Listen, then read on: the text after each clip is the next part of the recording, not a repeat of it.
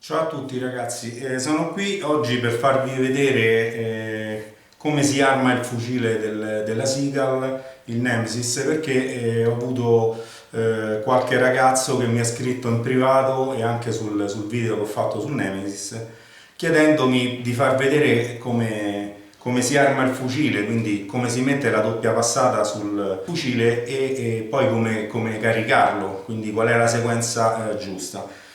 Chiaramente non posso caricarlo fuori dall'acqua, però ho preparato un video anche per quello. Allora, non è difficile, io mi rivolgo a quel ragazzo, allora si mette l'asta con l'asola sopra alle tacche, quindi non sotto ma sopra, perché sennò va a dar fastidio sul guidasta. Quindi basta appoggiarla in acqua, poi è ancora più semplice. Basta appoggiarla e si manda all'interno dei due elastici, così, e si fa scorrere sul guidasta. La cosa è semplicissima, così, ed entra qui all'interno del...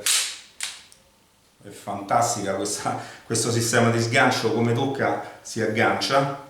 Quindi io adesso l'ho agganciata qui e ho la prima passata a sinistra dell'asta, quindi a sinistra del fucile.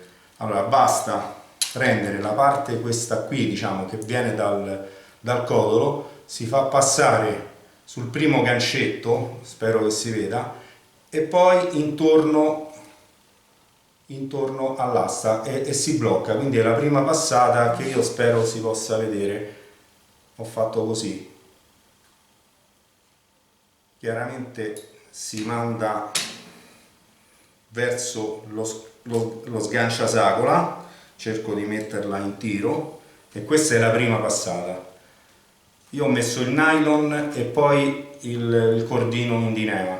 Si mette qui sul gancetto dello scorrisacola, si ritorna verso lo sganciasacola per la seconda volta, si mette qui in questo, ugualmente qui, e poi si mette in tiro il giro. È semplicissimo, io spero che si possa vedere. Praticamente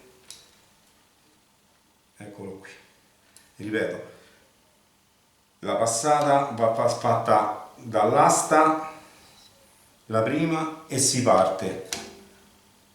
L'occhiello che ferma con i due gancetti, si passa sotto, tanto la testata ha già i fermi, quindi si viene prima passata sullo sganciasacola, si ritorna su, si mette il passaggio sull'occhiello, si ritorna giù verso lo sganciasacola, si arriva qui e rimane in tiro col dinema.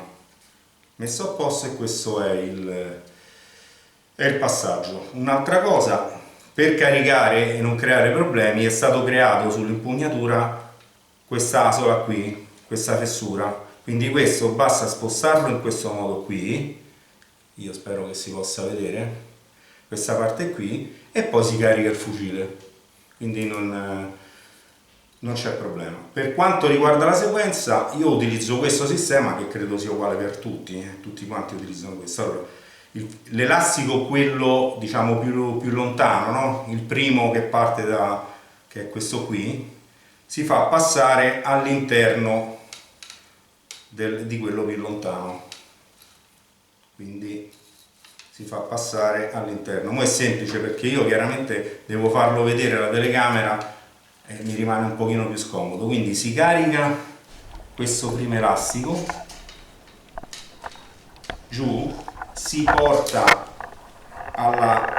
fino alla penultima tacca o all'ultima, a secondo come vogliamo caricarlo, e poi una volta caricato si prende l'altro elastico e si carica anche quello e si porta all'ultima tacca e si arriva giù. Una volta caricato, gli elastici si posizionano in questo modo, e il fucile è perfetto, è pronto per andare a pesca. E vi do una piccola anticipo dell'articolo che farò. Allora, mi sono dato molto bene, ho dovuto togliere lo spessore qui perché io ho la mano un po' piccola e non ci arrivavo bene, quindi ho dovuto togliere lo spessore e difatti adesso l'ho lasciato a zero, è solo in acciaio, quindi mi sono trovato bene.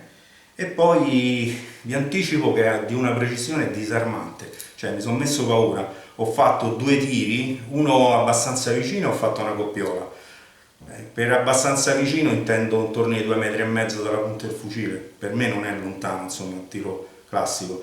Poi l'altro ho provato, proprio ho voluto un tiro lungo, ma per lungo interno intorno ai 4 metri, e praticamente ho preso il pesce e insacolato al centro, ma la cosa che mi ha colpito non è tanto insacolato, è il centro preciso che ho fatto sul pesce. Quindi questa cosa fa ben sperare per il resto dell'articolo. Niente, non ho altro da dire.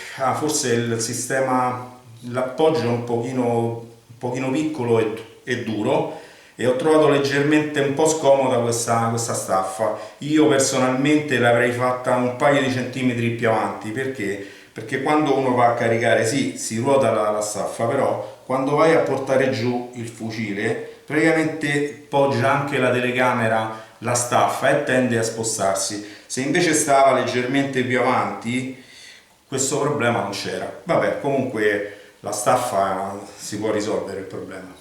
Spero che questo video sia stato utile per quel ragazzo e pure per altre persone. Continuate a seguirmi sul canale Pescasubapnea e sugli articoli pescasubapnea.com, che è il mio sito dove metto sia i video che gli articoli scritti. Grazie ragazzi.